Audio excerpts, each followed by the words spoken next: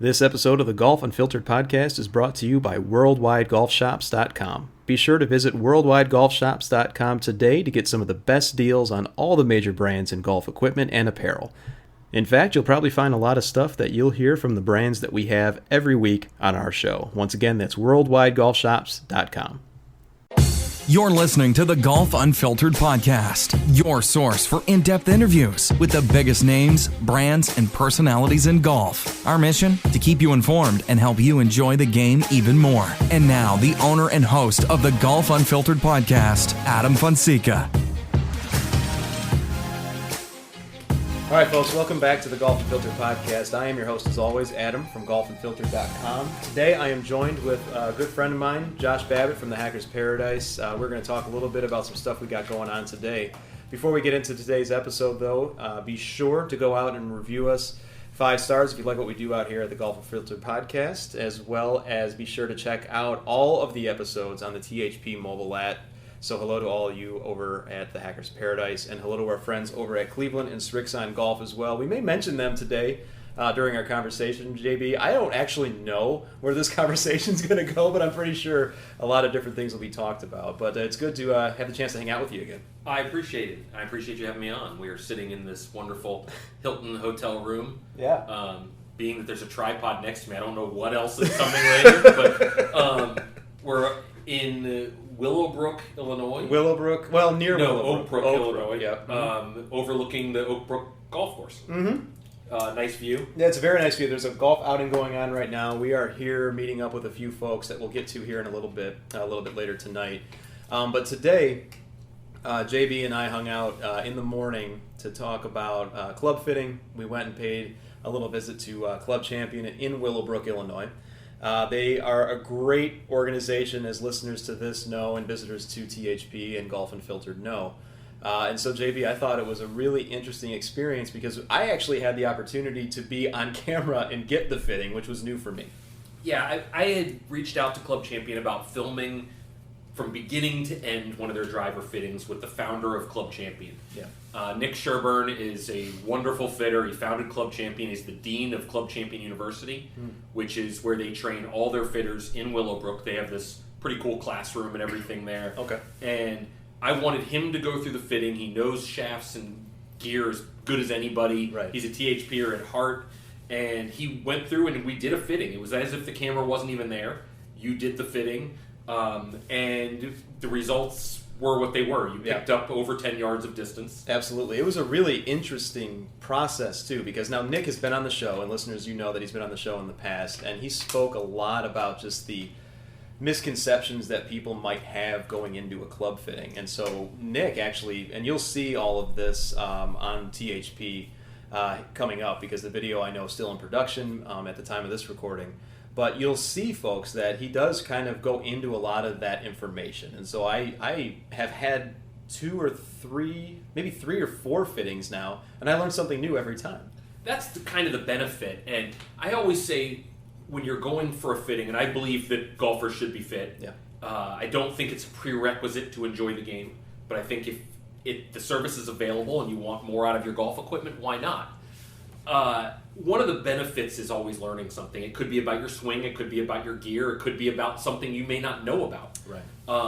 The Club Champion process is a fun one, and they'll see that in the video coming up, where you hit your baseline club, you mess with some shafts to try those. They want to limit the amount of swings you take with a shaft because the body will adjust.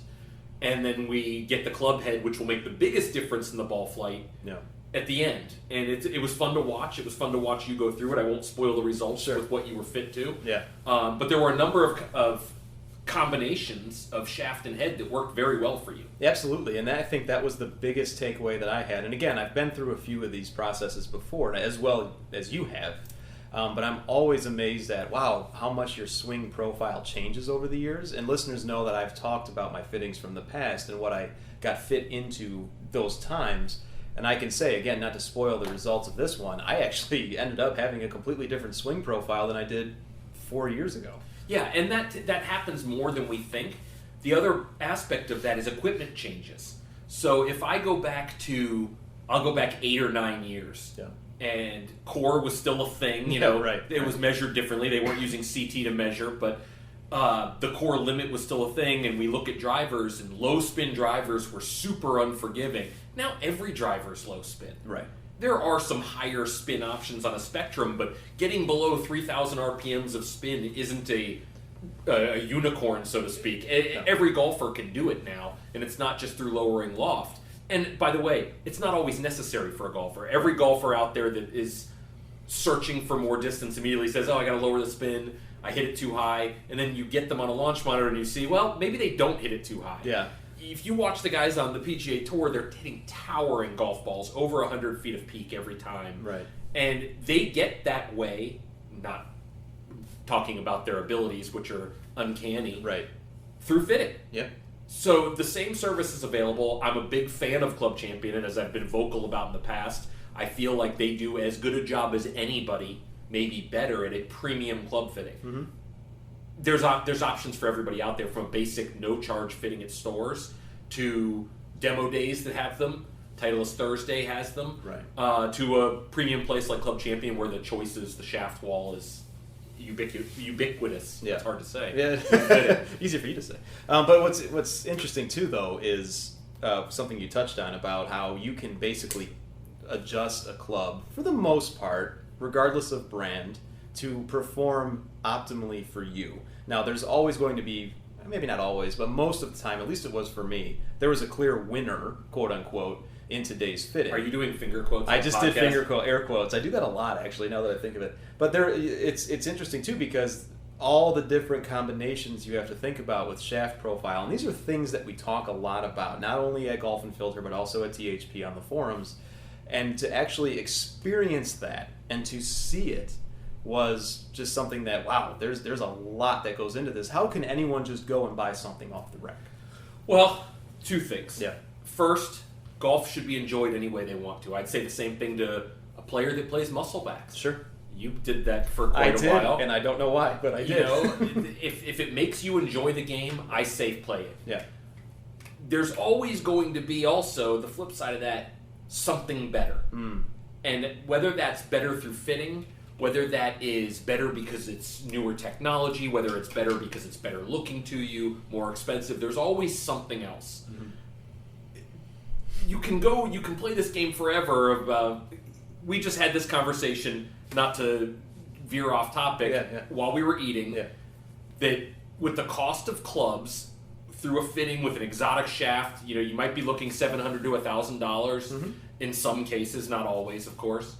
But if that club gave you 15 to 20 yards more distance, and let's say dispersion was similar, would that be worth it? Some people might say no, it might not be. But if they're the person who's buying drivers or new equipment on the regular, let's say, every year, every other year, maybe it is.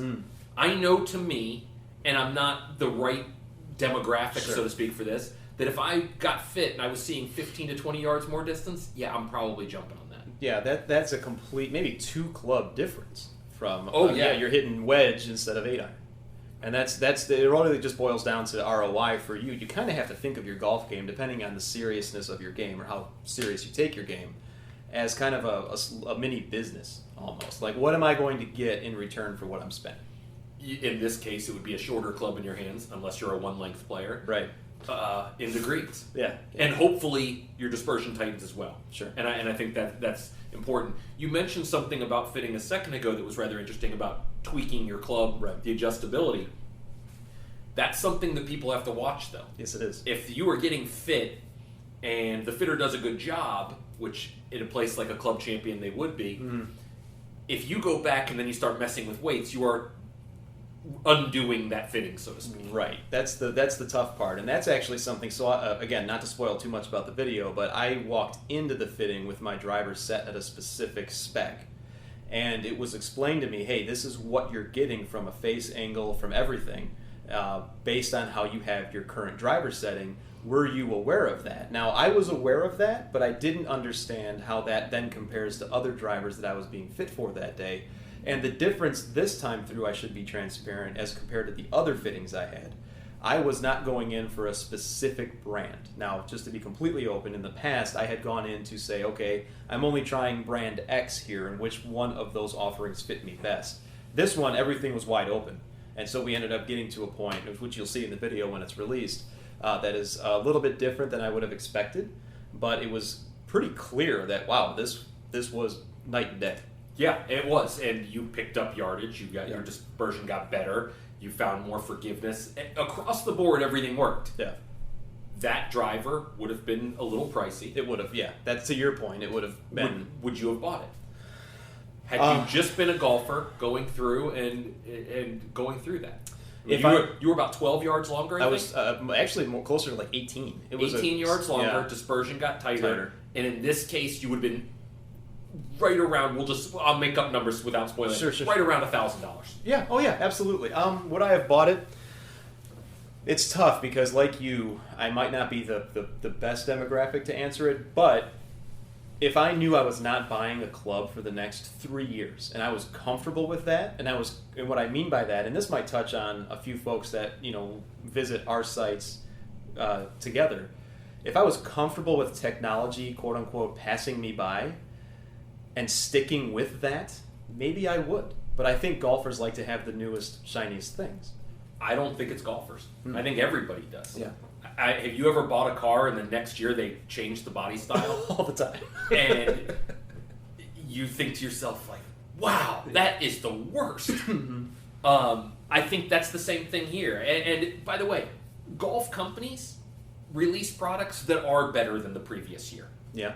They're not getting worse. No. They're getting better. Will a golfer necessarily see that as an advantage and see usable data that says that I'm hitting it 3, 5, 6 yards further each time? Maybe, maybe not. It depends on the player.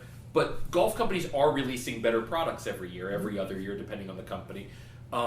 So that's something to keep in mind, too. As I'm a golfer, and long before THP and everything else, I was a golfer that liked to change their equipment every year. Sure. That's just, I find the equipment almost as much fun as the game. That sounds horrible, but I do. But it's true. You and I share that opinion. Yeah. Yeah. So going back and doing these things and trying drivers and doing that stuff, that's part of the fun for me. But it is funny now that I'm in this position. I still go get fit. I got fit for the driver that's in my bag now. I got fit for the driver before that. And the one before that, by the way, all at Club Champion, and I'm not saying that because we were with them. Right. That's the God's honest truth. Yeah. So you've got a lot of visitors that come to your site, both on the forum as well as those who just kind of passively come to read a little bit about the content or read the content that's on there. Would you say that those who are interested in getting a fitting, do they still have more to learn about the process, or are they hoping to come onto the forum, for example, to say, you know what, this is the exact answer to my question that I wanted.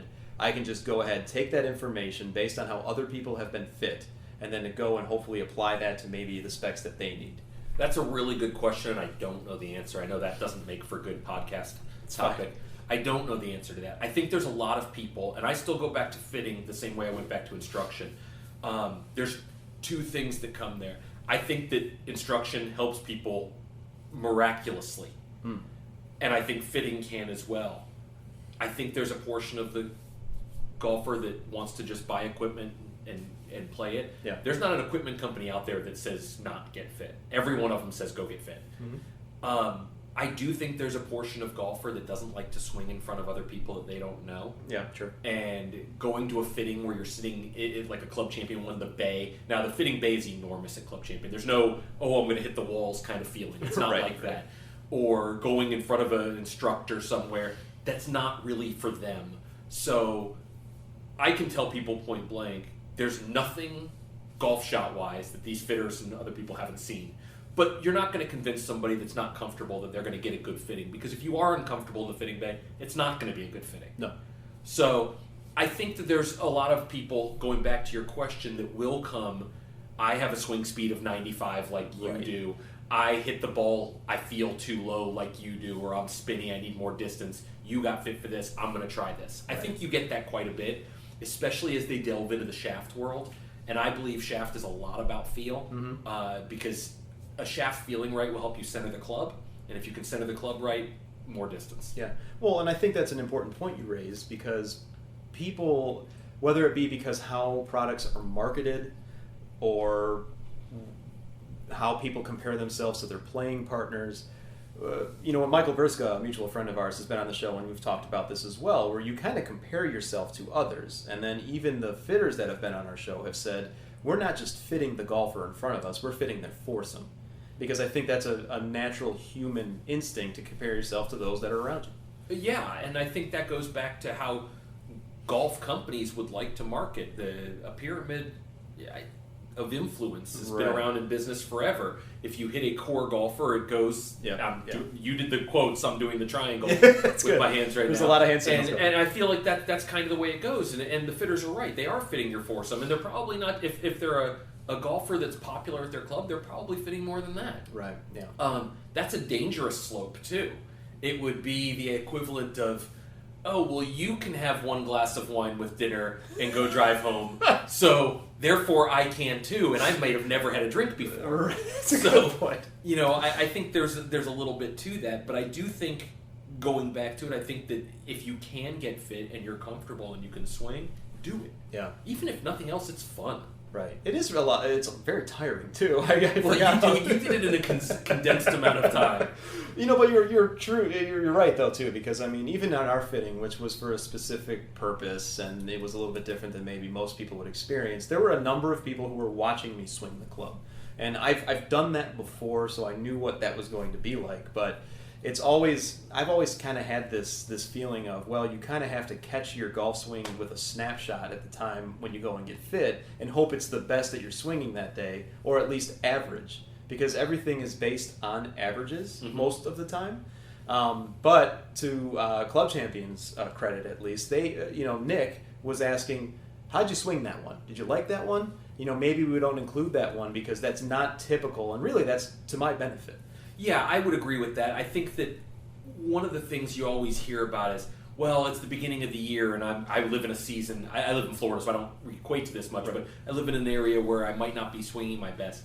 Normally, the body takes over after a little bit, and your natural tendencies will come out. Right. So the fitting will stick regardless. Yeah, and listeners, as Nick told me earlier today, it's not his job to make sure that I'm putting the best swing on the ball. It's his job to tell me the best metrics when I'm swinging my best. And so that's really an important thing. You're not going to get a golf lesson when you go and get a golf fitting. No, and thank God for that. Yeah, fair enough.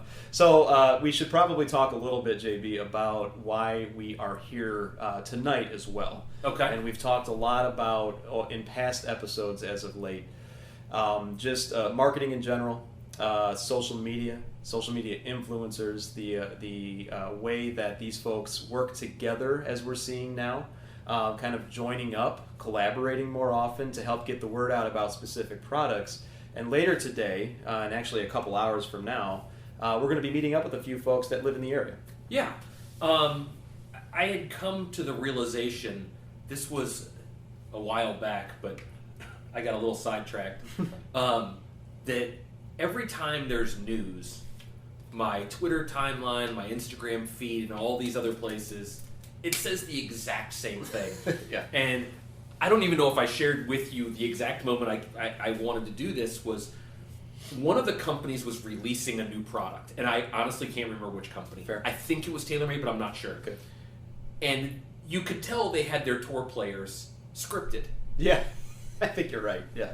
And every tour player tweeted the exact same thing. Yeah. They didn't change it at all. I'm like, that's so bad. Yeah. But it dawned on me that the general and traditional media, and in a way a lot of the digital that I'm a part of, are the same way in that we might have these creative ideas that we do ourselves or keep to ourselves, and then you watch the flip side of the new age, I'll call them influencers. I'm not a big fan of that term after watching the Fire documentary.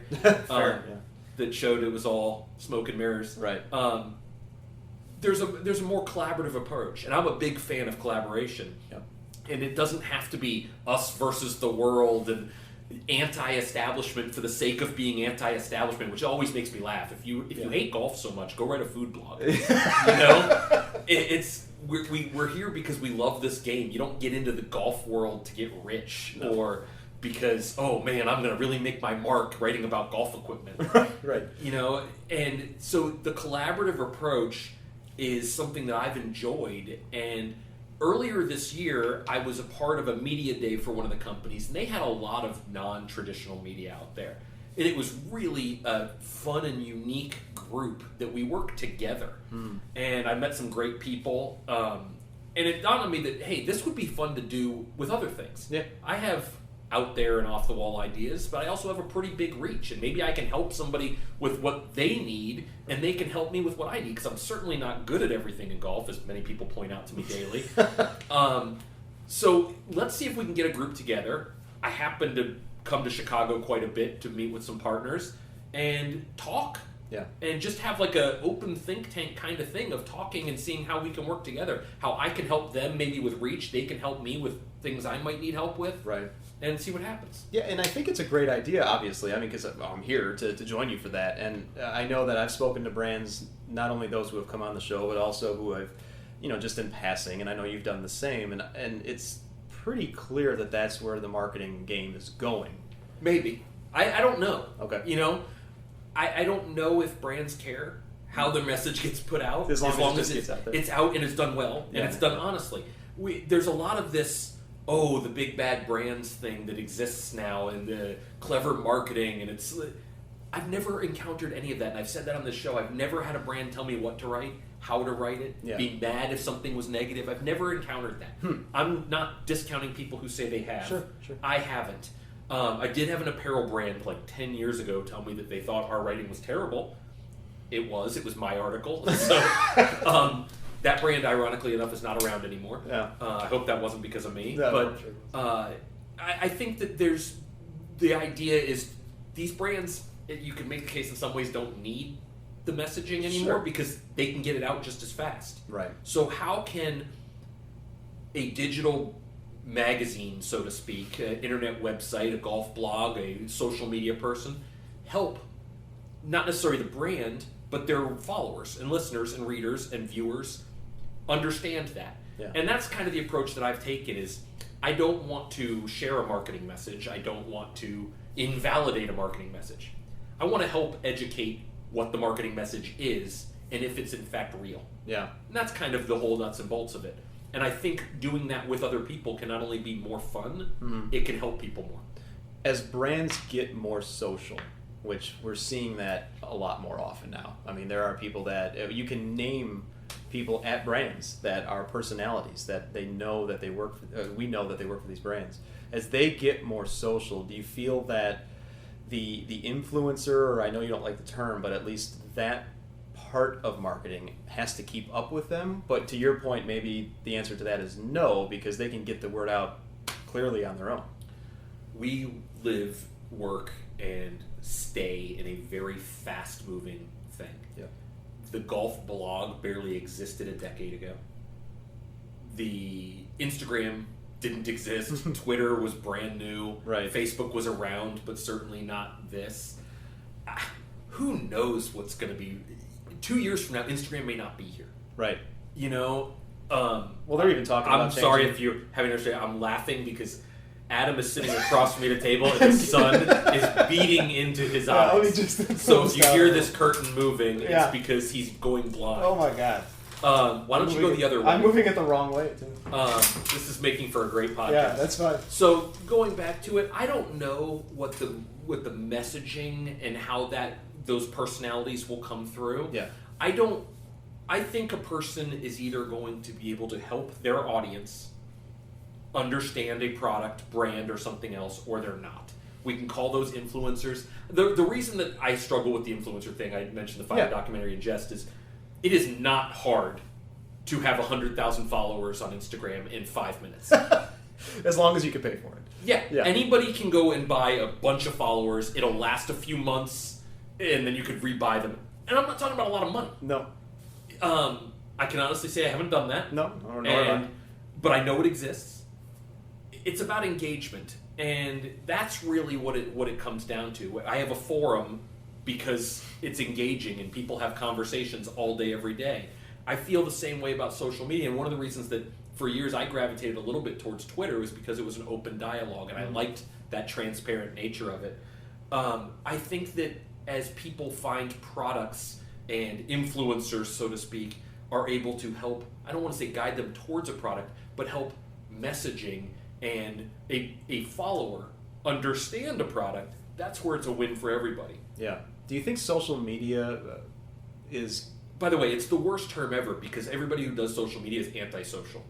Well, that's kind of the point. Well, and it's very negative now as well. And so that's So is something... the world. You know, the world is negative, and maybe it's just a personification of what we experience every day in electronic form, but it's also a matter of, all right, well, this is where a lot of companies where they need to take advantage. And would you say then maybe, first of all, do you agree with that? And secondly, do you feel that they can have a brand, a golf brand, can have success without a strong social media presence? Yes, I do believe a brand can have success without a strong social media presence. In fact, it's proven.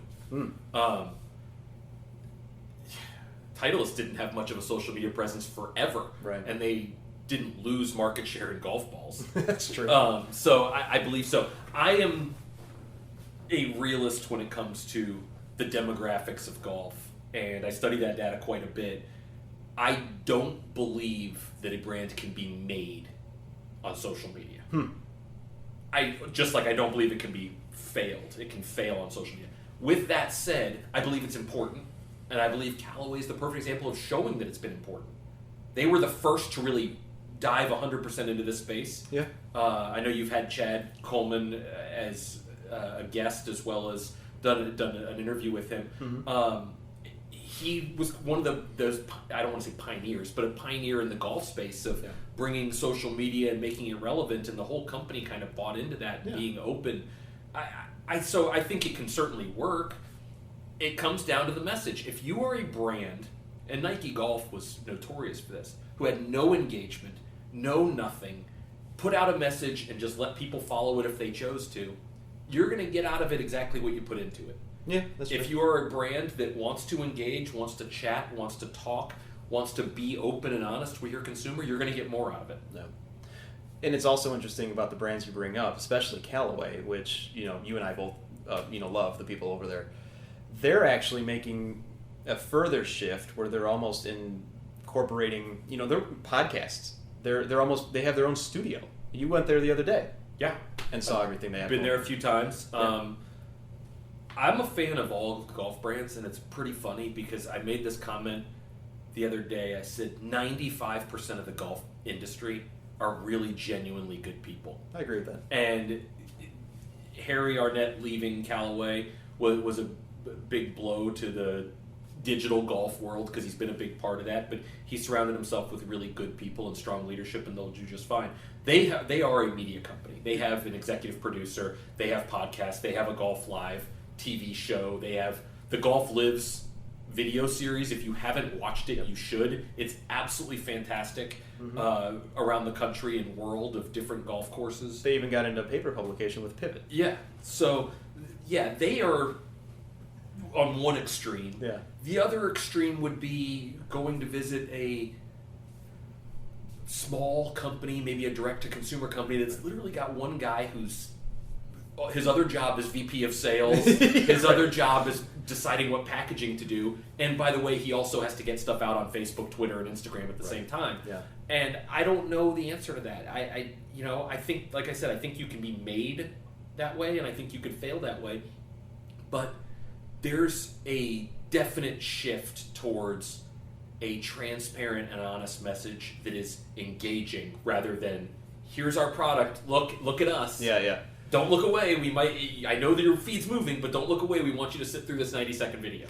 I have a feeling that we're going to talk a lot about that tonight with the folks that we're meeting with later, just about engagement, about what we like to see and what experiences we've had. And so, listeners, again, we're sitting here with Josh Babbitt from THP Golf. TheHackersParadise.com is the website to go out. Go become a member of the forum, too. I'm on there. JB's on there often. I would say that's probably an understatement. But, it's a really great golf community because one of the things that, JB, you just mentioned regarding what makes this stuff work is engagement. And there's websites like yours. I would hope that there is some engagement that we've contributed to in a positive way at Golf Unfiltered. Certainly all the listeners that listen to this and all the content that comes out from THP. Get involved. Continue to reach out to us, JB. I know I don't want to speak for you, but I'm sure you get contacts every single day from people that. I love it. Yeah. I actually said to my wife the other day that I had a day where I didn't have a golf question like in my inbox. I don't mean on the forum; those are there in my inbox on social media, DM. I don't know what are they slide into. Yeah, slide into your. Yeah, it's really creepy. But I didn't have a question. Yeah. In the day, and it was weird. Oh, what did you do with yourself? I don't know. I kept waiting, and the little thing never went off. Yeah. I don't know. But yeah, questions all the time. I love the engagement because at the end of the day, it goes back to what I said. If you didn't like golf or you want to be anti-establishment or angry and all this stuff, don't. It's golf. Right. There's enough anger on the golf course with throwing clubs and everything like that. There's no reason to do it on digital world, too. I just saw someone miss a putt over here through his golf club, so I 100% agree with that. I think that was like the 15th hole, maybe. Don't judge me. Well, JB, thanks so much for your time today, and I'm sure that listeners, you'll see a lot of the content over at thehackersparadise.com. Follow both of us. Follow us at Golf Unfiltered all over social. Follow JB and the Hackers Paradise at THP Golf all over social as well. So thanks for tuning in, and JB, thanks for sitting down. Thanks for having me on.